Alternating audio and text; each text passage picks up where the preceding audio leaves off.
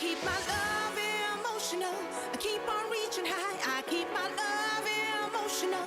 I keep on reaching high. I keep my love emotional. Keep on reaching high. I keep my love. I keep my love emotional. I keep on reaching high. I keep my love emotional. I keep on reaching high. I keep my love emotional. I keep on reaching high. I keep my love emotional. I keep on reaching high.